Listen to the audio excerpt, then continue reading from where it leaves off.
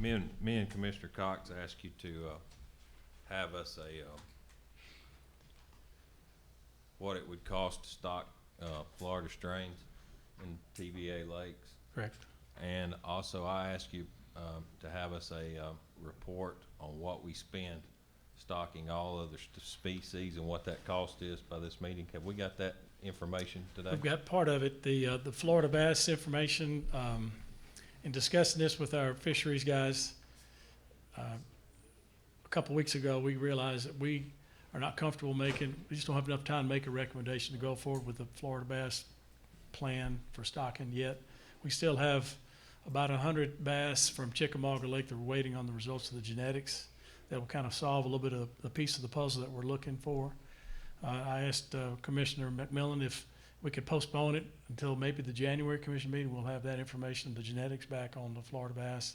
Give us time to discuss this among our biologists and prepare more to have some kind of recommendation on Florida bass.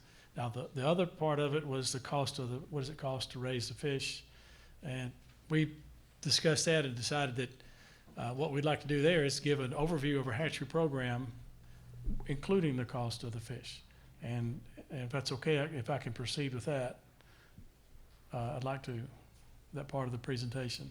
And that's David Roddy is going to give the presentation. David is our statewide hatchery coordinator out of the Nashville office. He's relatively new there. He's been the hatchery manager at Springfield Fish Hatchery for a good number of years.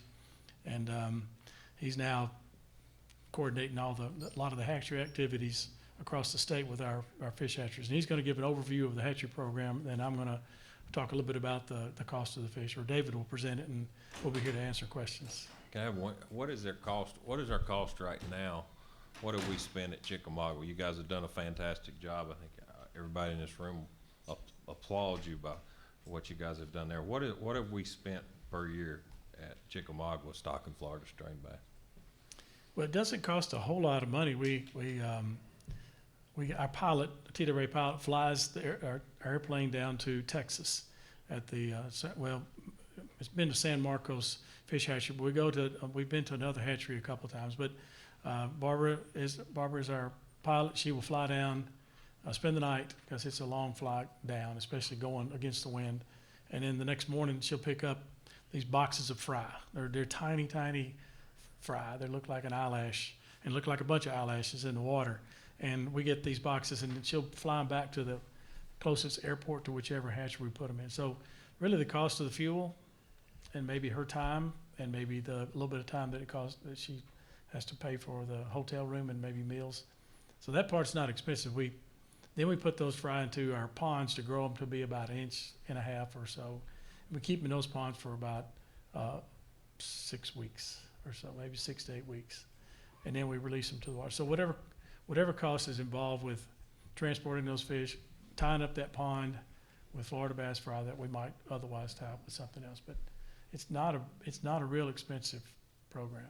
I mean, I'm a contractor. I'm used to numbers. Is it a $5,000 that we're spending a year doing this? Is it $20,000? Have we got it broken down on an accounting standpoint that we know? I mean, if you're within $5,000, I'd be happy. I'd just like to have an idea of what it costs. 5,000 would cover it. 5,000 would cover it. Probably. Okay, thank you. No. Yeah, I've got a question, Mr. Chairman. When we talked about delaying your report, which I'm fine, I understand you don't have it, but we talked about December's meeting. We didn't talk about January. And the reason I wanted it this month is because we've got a budget meeting in November for the budget committee talking about money and allocations and those kinds of things. And I kind of wanted it, but I don't want to keep pushing it off till, if it's possible to get it. I'm not looking for a stocking plan. I would like to know what you expect it to cost to buy fish, to raise fish at the hatcheries and that kind of thing. And that shouldn't be too hard. I'm not asking for a full developer plan. I'm just trying to get an idea about a number. Okay. And so I'm not trying to put the pressure on you to develop a plan in 30 days. I just want to know about what you think the budget might be to do that, so we can kind of talk about it. Right, and if it's okay, we want to defer that because we have to look at what it would cost, as you requested, to stock every lake in the state with Florida bass. And then we have to look at some discussion of what we think we would recommend to stock. And if we have our recommendations, what we recommend, that would sort of, determine how much it would cost to have a stocking program, how much it would cost to stock those Florida bass. One of the issues. I don't mind putting it off. Obviously, we're off from this meeting, but I'd like to hear some report in December. I don't Some know if we can idea get- about what it would cost to stock one lake. Yeah, And I can do the math to multiply for others if that's a reasonable assumption. well, there's a cost associated that David's gonna hopefully talk about here in a few minutes about how much it costs per fingerling, fish in our warm water system. And it's about the same as it would cost for a Florida bass fingerling, for the most part. Okay.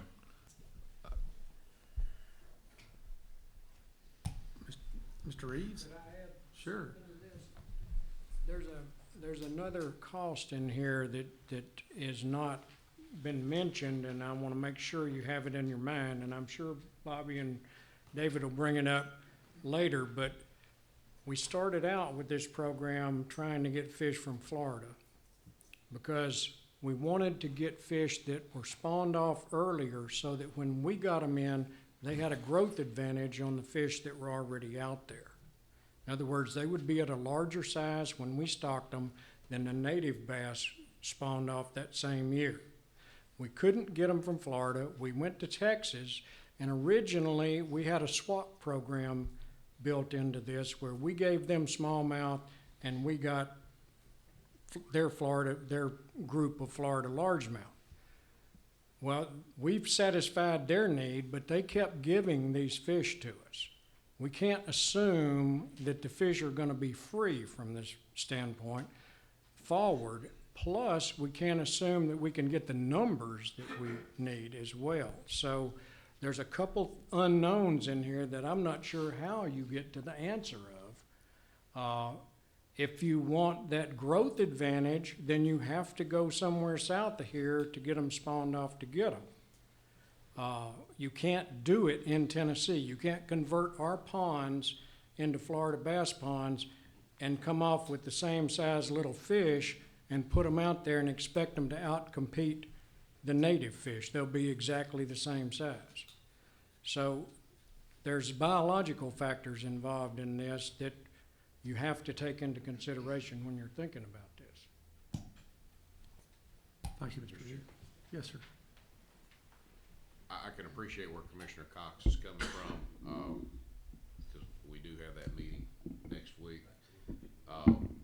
In contractor terms, when we don't have the chance to go through the analysis, sometimes we come up with an allowance, if you will. Bobby, just if we could ask a favor, you think about an allowance, whether it's 50,000, 100,000, or something like that, just a ballpark allowance. You won't be held to that number, but it gives us something to kick around. And you will not be held to it. You have my word, okay? Are you asking for that now? At No, this- no, okay, no. good. Just this is after the meeting. No, we asked for it last month for now. No, I am asking for it, hopefully between now and next Thursday, just a discussion point. That's all I think that's what Commissioner Cox would be seeking. Gotcha. It's not a fine pencil exercise, I promise you, okay? And if you can't do it, that's fine, but it's a request. Maybe that may satisfy this discussion. Thank you, Commissioner Cannon. Anyone else on the commission? Okay, so, you want to get Mr. Roddy? Yes, David?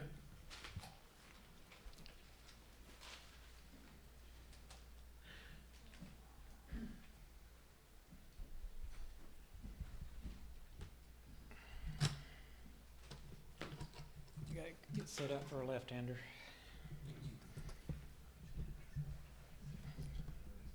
It's taped down, okay.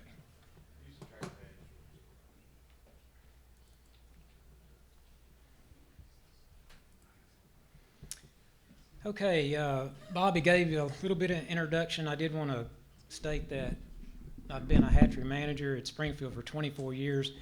And in my presentation, I'm probably going to say a lot of we and us because I was part of the expansion and the renovation that we did. Starting off, just a overview of our state hatcheries and the locations. The bluefish represents our trout hatcheries. You see over there at Humboldt, we've got a mixture of the red and the blue. They actually stock our winter trout. They'll be picking up trout, rainbow trout from Flintville and transporting those to Humboldt in the next couple of weeks. And then they do the winter stocking there around the Humboldt facility. We do have 9 true hatcheries, and then we do have 2 rearing facilities, Sugar Creek and at Hiwassee WMA, but I like to spread the love, so I include those in my reports as hatcheries also. Hiwassee ponds are our last hatchery that was built a couple of years ago. We put 2 ponds there. Somebody had wisdom back in the 30s and 40s to do this distribution across the state. Logistically wise, it's perfect for the reservoirs located around these hatcheries. We've got some old hatcheries, Springfield, Flintville. They were built back in the 30s, so they're getting close to 80 years old. This slide shows the distribution of our hauling trucks, shows that these are indeed statewide hatcheries, and they do go several hundred miles and several hours in transporting to different reservoirs, and you can see how they do transfers to different parts of the state. We've got other hatcheries in our state. They're mainly the national fish hatcheries that are pretty much trout. We've got Dale Holla, Irwin. We also have the City of Gatlinburg Trout Hatchery. I know everybody in this room has probably been to Gatlinburg, and you probably drove right by and didn't know it. They're responsible for stocking the streams in the Gatlinburg city area. Also, we do get fish from other states. Texas, as Bill mentioned, that's where we get our Florida bass fry from Athens, Texas. Mississippi, private John Allen National Hatchery, we get our lake sturgeon there. Alabama, we get our hybrid striped bass fry from them if they are available. Georgia, lake sturgeon also. We get in North Carolina where we're getting muskie. I think that's supposed to be Kentucky. Yep. Kentucky and Indiana also are muskie, and then in Genoa in Wisconsin we get lake sturgeon also. These federal hatcheries, they're giving us free fish. When was the last time we got anything free? What we stock here is the cold water, the 4 species of rainbow lake and the brown, and then I group the warm water into the black basses and sunfish. We're about 15 species being produced in the warm water. Why we stock: to establish a population like our rainbow trout, enhancement supplemental like our crappie that we're doing, restoration like the lake sturgeon, introduction of new species, striped bass and the hybrid striped bass.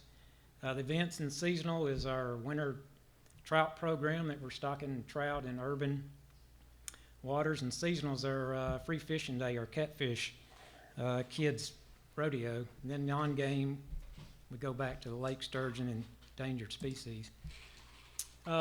This line graph here shows the species. This is basically showing the history of our hatchery increase in our species in the hatchery system. Back in 1984, that first dot, we actually had 4 hatcheries in the system. 3 were the smallest hatchery, and then we had the mothership, which was Eagle Bend, and Eagle Bend took most of the blunt of the stocking in Tennessee.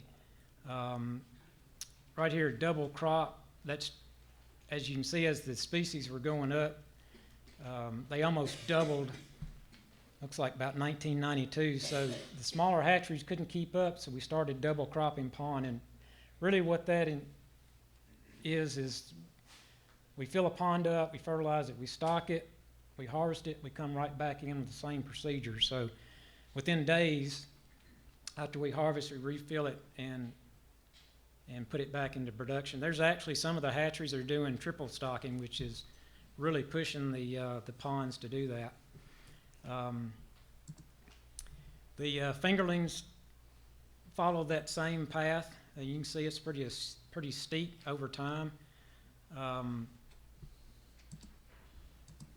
Normandy Hatchery came online in 1995.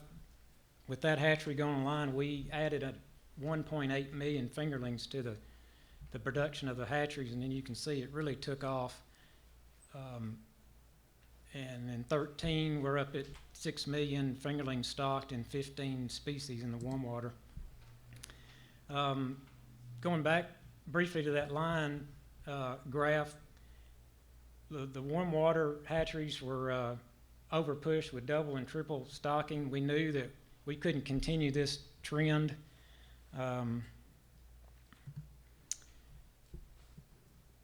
About right in here, it was really starting to get pressing on the smaller hatcheries. We couldn't keep up with the production needs and the requests we were getting from our biologists. So Fish Division started getting inundated with the new equipment, more modern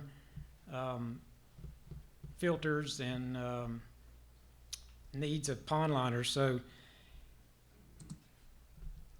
the Fish Division got wind of this Fishpro company that's aquaculture engineers.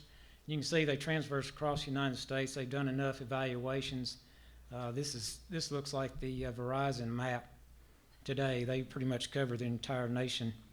So basically, we could have got our warm water hatcheries evaluated for about $50,000. Very thick document. It's about 2 inches thick.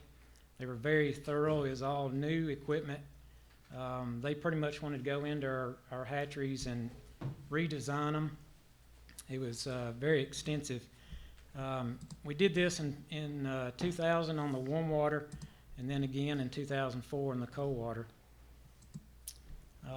Some of the findings in the warm water, based on their estimates, this is back in 2000, the future demands, we needed to produce an additional 1.6 million. And they predicted that we're going to need 76 more pond acreage to meet this need. And you can see the estimated cost in 2000 was 11.7 million. Likewise, in the cold water, demands to expand and renovate, make improvements, continue what we're doing. You can see this is 9.5 million. You add those together, that's 20 million. I can tell you the hatchery managers are going, yeah, yeah, yeah. Fish Division going, no, no, no. So the next thing that we got from the Fish Division was the request to the hatchery managers, what can you do at a lower cost than what Fishpro was predicting?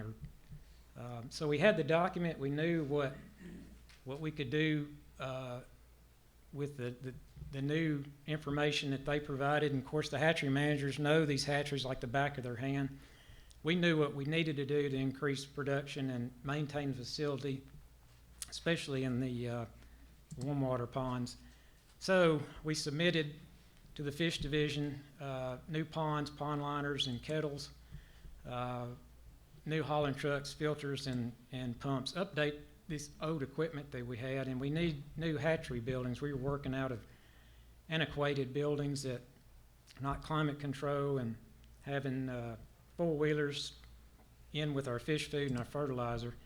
And then in July of 2002, the commission approved the improvement project 7301, which was kind of slush money to fund the hatchery improvements, and that's what we needed to get going. Also, the commission allocated $1 million in 2006 for a hatchery crew, 4 members, and then all the associated heavy equipment. And this is what we needed them to do. This is Normandy Reservoir that had a sinkhole in it. It would have been very expensive and time-consuming just to contract this out. So that crew was able to come in and repair this. Also, this happened 2 weeks ago at Flintville, so they were able to come in and help repair this old pipe. Also, at Hiwassee 1, we had to replace a kettle, so this crew is able to do that. Cold water improvements. Of course, old water lines, we had a lot of clay pipes, asbestos pipes, so they came in and redid the intake pipes, intake screens, and discharge pipes. At Flintville, we had to renovate the the walls of their production raceway. Engineering could do that, and here's the finished product. Also at Buffalo Springs, they built this sediment containment raceway, and this opened up more raceway for further rainbow trout production.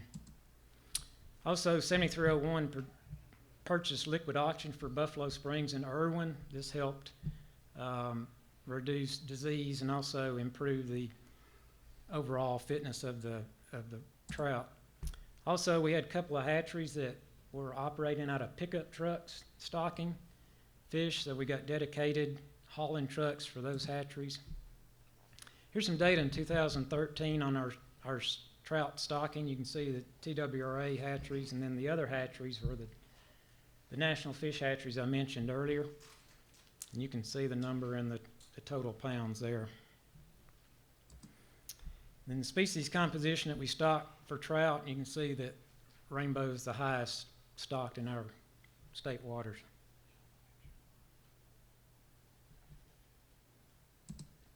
Warmwater improvements, unfortunately, they were in worse shape than the cold water. They were overutilized, as I described on the double cropping. At Morristown, Springfield, and at Humboldt, we needed dedicated buildings to store equipment, fertilizer, and food. In Springfield and Humboldt, we were able to go in and partition half of these buildings off to where we could do intensive aquaculture. You can see up in the right corner, the circular tanks are still used as for sauger and walleye spawning. The troughs are a new idea in raising the sauger. We found out that the sauger fry had difficulty in the deep tank, so we went to the shallow tanks and we saw an improvement in fry survival. Also, at Humboldt, we're using some new techniques on the catfish culture. For years, you would put spawning tubs, boxes out in the pond, and they would spawn, and the fry would hatch out of those spawning boxes. And then we never knew what we had in the pond. It could be 10,000 catfish or 50,000. So what we're doing now, we're using some new techniques where the crew is going out and stealing the egg masses, breaking up the matrix, and then this bottom photo is the actual catfish eggs on the McDonald jars. When they hatch, they go in the troughs and they can enumerate them better, and we know exactly what's going in the ponds. Also, our high-ticket item has been pond liners. We put a lot of plastic down in our hatchery system across the state. At Springfield, we lined 13 of the 15 available ponds. There's probably several members in here that participated on that. This is a good pond liner going out. What the guys don't realize is that they're about to go up a 15-foot incline. These things get real heavy when you get across to the other side. I usually line ponds every 2 years because they didn't have anything nice to say about me after we did one. So I went every 2 years. This is what happens when it doesn't deploy good, but it's fixable. And what the pond liners do is eliminate the algae on the surface of the pond so we can feed. It's impossible to feed stripers or crappie with this floating algae. Also, this was the the Morristown Hatchery. This is a Cara macrophyte, and this was actually removed by the 2 personnel there with a cable device that they rigged up. This stuff's extremely heavy when it's wet, but when it dries, it's light as a feather. We also found out with these pond liners, with the striper production, our striper numbers went up because with the vegetation in the ponds, they never saw the food. So with the pond liners, we found out that they could see the food and it wasn't falling within the vegetation. They would actually go down on the pond bottom and pick up the food. So what happened when we started lining the ponds, we actually overproduced in striped bass, so we actually were able to pull striped bass ponds out of production and put in something else. So they've been a very benefit. And this is Morristown, that complete hatchery is lined. We spent a lot of money in purchasing of concrete pouring a lot of concrete throughout the state. This is a kettle at Humboldt. This is a catch basin. All our ponds drain like a bathtub into this kettle here, and then once all the fish are in here, we seine them out and load them up on a truck. Also, at Eagle Bend, we put in an external raceway, it's external catch basin or a kettle. It's also used smallmouth bass culture. We found out that we can raise more smallmouth on spawning mats than in the pond where you've got the brood just haphazardly spawning, and then we also found out the brood are eating the fry. So we're able to come in here and do several things, either take the eggs on the mats into the hatchery building and hatch them, or let them hatch off the mats in here and then take the fry and stock them in the ponds. Down at Humboldt, we just installed a new raceway. This is going to be holding the winter trout for distribution. They were putting them in ponds and then having to harvest those ponds, so they were putting in more man hours and manpower and having to handle those trout twice. So this is going to be in production probably in the next 2 weeks. Also, this raceway will be used for catfish grading and also probably smallmouth bass production if we get to that point. Pond production expansion, we need to continue. Our reservoir biologists asked for a number of fish per acre in our reservoirs. The benchmark's usually 5, 7.5, and 10 is perfect. Right now, we're about 6.5 across the state as an average, so we need to move up to that next benchmark, and we're going to need a few more ponds to meet that. Warmwater fingerling production, as you can see, it's accelerating, and right in this area here's where we started lining ponds, and you can see that helped push the production up. Also, right in here is where we started pond expansion. You can see that line has really shot up, and that's mainly due to the liners and the pond expansion. Yeah, there it is. Briefly, what we've done around the state at the hatcheries, our engineering crew put in 5 ponds. At Springfield, these are all lined. And also, we've got a spawning raceway there. It also is the harvest kettle for the large pond above it. And this pond here drains into that raceway as a kettle. All these ponds are on top of a hill, so we gravity feed all of these ponds into a common kettle. There's no kettle in these ponds, it's just a drain pipe, and the kettle is way down here. At Hiwassee 1, we put in a 1.5 acre pond. Hiwassee 2 is 4.5 acres. Bigger is not better in fish production. And I'll show you in just a second what the plans are for that. At Humboldt Hatchery, this is the old hatchery site. We purchased land to, I think it was 2007 or 8. Here's the finished product of Annex 1. This is mainly done by hatchery staff and 1 or 2 engineering employees. This is 19 acres of pond production. Annex 2 is the newest one. They just finished this last year, and unfortunately I don't have an updated satellite picture, but we did add 13.25 acres at this hatchery. And by the way, the largest hatchery in the state is Humboldt. Eagle Bend, we added these 2. I guess it's December of last year they finished it. You can see it's 1.4 and 1.8. These are lined now. They're ready for production this spring. We cannot add any more ponds at this facility. You may be wondering, why is this open here? That's an old Indian burial ground. Hatchery production since 2000, you can see what we've added, and you can see why Humboldt's the largest hatchery in the state now with 33 additional ponds. We've added 61 ponds. Some of them are not physically dug, but in putting liners in them, we were able to reclaim those ponds. And you can see the total acreage there. And if you recall, earlier, Fishpro said we needed 76 acres. So we're getting close. But I believe if Fishpro came back today and reevaluated our needs. We're gonna need 90 more acres or more. I think it's 100 if you go up 10 per acre. Here's a little more breakdown. Before 2000, before we started expanding and renovating, 90 acres. Today we're at 159 and a 76% increase. Fingerlings produced back in 2000, 4.1 million.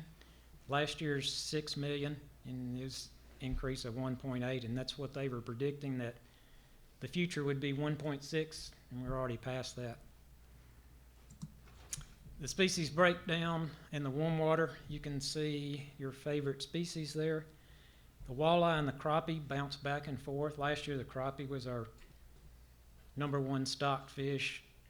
I can tell you in 2014 we had a tremendous year of walleye production. It was well over 2 million, which is a record. But I am seeing right now all the hatcheries are, the warm water hatcheries are harvesting crappie, and it's looking like it's going to be a bumper crop for crappie. So I'm guessing crappie are probably our #1 stock species again.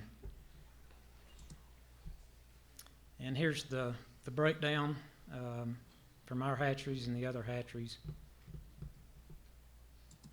What was HSTB? I didn't know. Striped bass. Okay. Oh, well, you had striped bass. Oh, so that's right. Oh, the HTSB? HSTB. HSTB.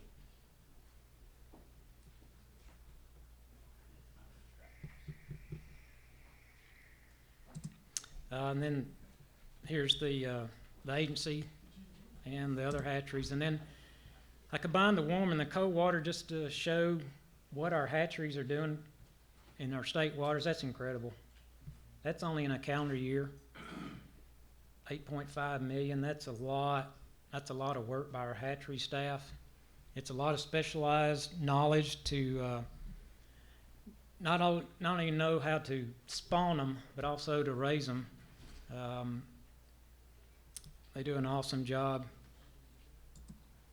Future expansion, like I said, we're going to need some more. The Normandy Hatchery expansion should start spring of next year. I think the engineering crew is going to get down there in the next month, start taking down the fence and putting up silt fences. The plan is to put in a new reservoir, an effluent pond to handle these 8 production ponds. They're not sure how many production ponds they're going to install. It really depends on how much dirt that they're able to move. And eventually we need to line the reservoir and in these 8 production ponds. At Morristown in December of 12, we purchased 15 acres below the hatchery.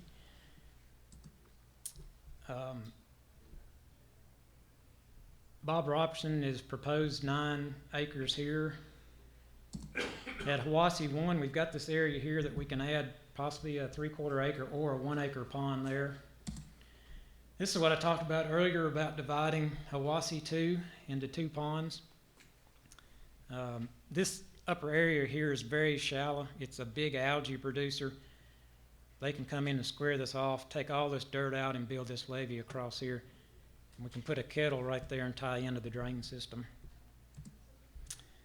Humboldt Hatchery, it was really odd to me that the old hatchery has never been touched by expansion or improvement. It is in dire need of repair. These 2 reservoirs here, and this hatchery is built in 1956 and it has not been renovated. The hatchery did put in these 3 new ponds. These 2 reservoirs have no purpose at all. This pond here is out of commission. It's got a collapsed drain pipe. One of their major issues are these old kettles that are falling in. Not when they try to drain it, more of that concrete block falls in and the staff has to dodge it. Eagle Bend, we need to continue to line these ponds. They've got a lot of seepage where we're having a lot of vegetation problem growing because we can't keep color on the pond. And finally, just wanted to let everybody know about our winter trout stocking. All these items are on our webpage. This is updated daily. if I'm out in the field, I'll get a call and have to stop at a McDonald's or something, get online and update this. We try to do it every morning if there's an issue with weather or a problem at the hatchery. We've got trout fishermen standing there waiting for the trucks to show up. So this is a very popular program. I think it's a good way to get new fishermen, because it is in urban areas where they normally couldn't get to a reservoir. So what we're stocking, we want the people to catch them. And of course, this is our February to October trout stocking every week, so the trout fishermen can follow that. And then finally on the web, this is updated as the Warmwater Hatcheries producer fish. This can get very busy, especially this time of year. I think I updated this at 10 o'clock last night. So everybody can know what's going on. It's being stocked in our reservoirs. That's all I got on the hatcheries. I do have Commissioner Baker's information for y'all to digest. A co-water production cost. You can see down there in the right-hand corner the cost per pound. You can turn around and see it.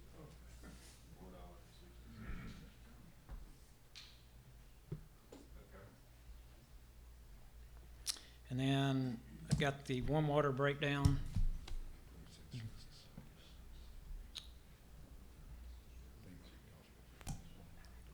And it comes out to be 26 cents a fingerling.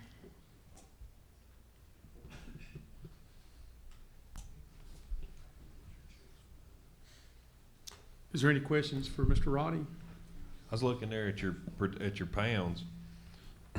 So we're spending on your chart you came back there earlier.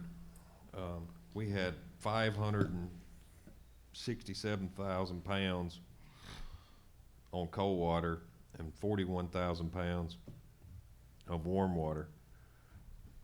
So we're spending.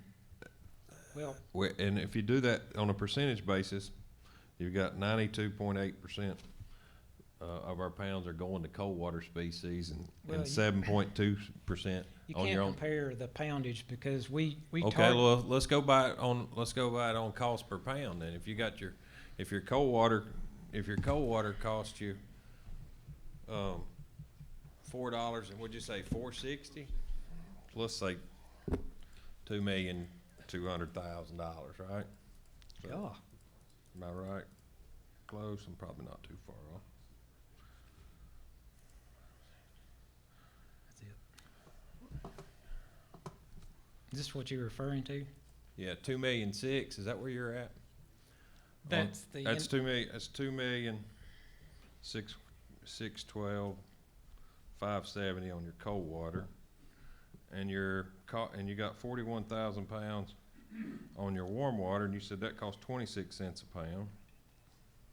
So we're spending $10,000, 10,660 on warm water species, and we're spending 2,612,000 on cold water species. Well, you can't compare the. Why can't I? No, because we're raising 6 million fingerlings that are 1.5 to 3 inches max. Well, So wait a second.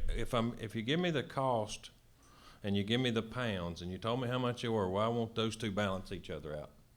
You said it cost $4.60 to raise a cold water species, and you showed me you got 567,000 pounds.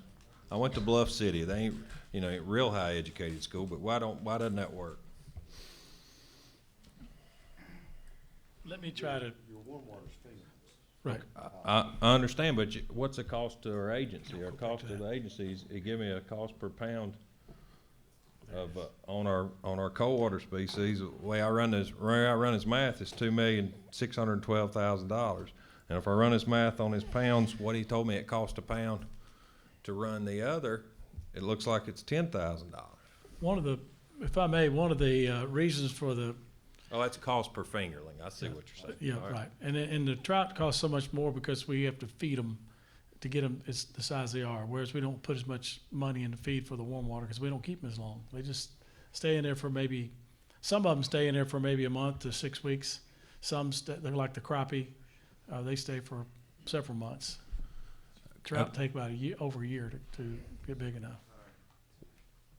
What is our percentage, what do you think our percentage of our license holders, are, if, it looks like what is our number one cost right there is walleye right now? Is that your number one cost on your fingerlings?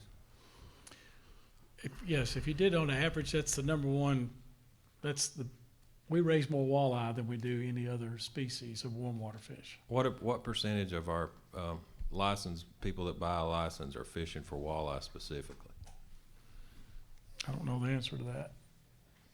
Be a good question for your creel survey. Well, we know that, the thing is, like, the reason we stock the walleye is because they don't reproduce on their own effectively, especially where we have alewives in the lake. So we have to stock the striped bass because they don't spawn. Largemouth bass spawn on their own, as do smallmouth and bluegill, and so we don't really stock as many of them because they tend to supply themselves. They reproduce in the lakes that we have, and they take care of themselves, so we don't have to stock them. But these other species, especially the crappie and the striped bass and the walleye, we have to stock those in some bodies of water in order to have those in those bodies of water in a decent number for fishermen to catch. Now, are we just stocking Floridas in Chickamauga? You got 286,000 of them there on that chart, and you told me earlier it costs $5,000 a year to do that. Well, we don't stock them just in Chickamauga. We have some agency lakes we put them into, but the majority of them go in Chickamauga Lake. Probably the biggest majority go into Chickamauga. All right, if you can, by the next meeting, get this broke down to us by species, I'd like to see it, what it's costing to run each one of those hatcheries. I see the hatchery cost, but I don't know what the species they are. I'd like to see that, where we feel like it's costing us per species, please. Well, for this example here, we didn't multiply it out, but if we multiplied the walleye, for example, by 1,205,377 by 0.26, that would give us the cost for that. That's almost the best we can do. It's hard it's hard because, like catfish, for example, we raise most of those at Humboldt. They're probably going to cost more per fish than a walleye would because we keep them longer, we feed them more, and they stay in a system a little bit longer. But it's hard. It'd be hard. I think David told me it'd be hard to try to get all that information out and separate it just because of all the other costs that are involved with the other species there at the hatchery. So what you've got listed up there, Humboldt raises the walleye, the striped bass, and the black-nosed crappie. All of them come from that? No, that's not the case. Okay. Well, can we break it down per hatchery and get an idea close? I mean, like, can we get an estimate of what it costs per species? We can do that per hatchery. Break it down. Okay, thank you. All right, thank you. Are there any other questions? Thank you a lot, David, for enhancing us on where a lot of our license dollars go. I think it's truly amazing what you guys can do, and we're very appreciative of it. And as far as Bobby's concerned, I know that Bobby takes a beating every year at sport fishing, and I'm not apologizing, but I'm saying I'm empathizing with you because there's nobody in this room that cares more than Bobby Wilson about the health of our lakes and all, and I'm very appreciative of that. As far as what the commission does, we try to respond to the public and bring it to you, but the bottom line is you're the one, if we make decisions that are not right for our resources and then we have a fall in the production or the resource or the size and stuff, and everybody comes and screams and yells at you. So you got a tough job. It's tougher than being a commissioner even. So, but we do appreciate it very much, and I know that you guys and your staff's doing your best, and we'll see what we come up with for December as far as what the public's thinking. But that doesn't necessarily mean that's still the right answer. But we would like to hear what they have to say. Thank you.